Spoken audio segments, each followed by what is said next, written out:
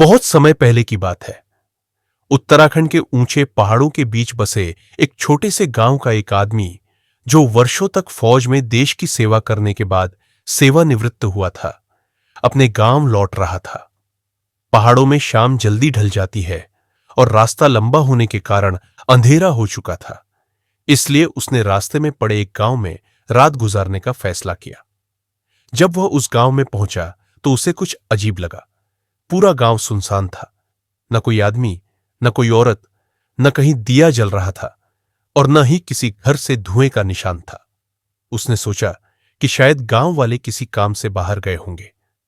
थकान के कारण वह एक पुराने घर के अंदर चला गया और वहीं जमीन पर लेटकर सो गया।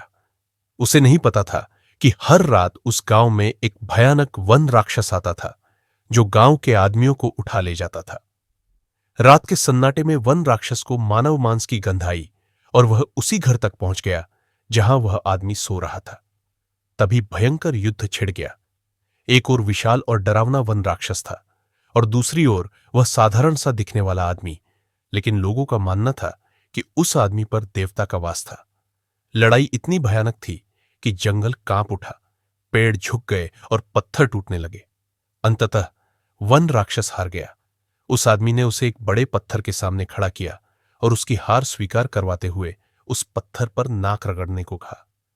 वही पत्थर आज भी वन राक्षस की हार का प्रतीक माना जाता है। उस आदमी ने वन राक्षस से वादा लिया कि वह कभी इस गांव में वापस नहीं आएगा। सुबह होने पर गांव के लोग लौटे और जब उन्हें पूरी बात पता चली तो वे उस आदमी के जीवन भर के लिए आभारी हो गए। आज भी गांव के बुजुर्ग कहते हैं कि वह आदमी अकेला नहीं था, उसके साथ देवता थे। ये कहानी बहुत पहले मेरी दादी ने मुझे सुनाई थी। आज वे हमारे बीच नहीं हैं, लेकिन उनकी सुनाई हुई कहानियां आज भी जिंदा है।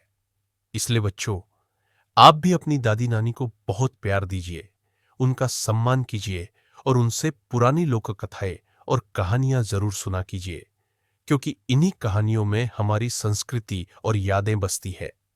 ऐसी ही और भी रोचक और रहस्यमयी कहानियां सुनने के लिए हमारे चैनल को सब्सक्राइब करें, ताकि हम आगे भी आपको ऐसी ही कहानियां सुनाते रहें।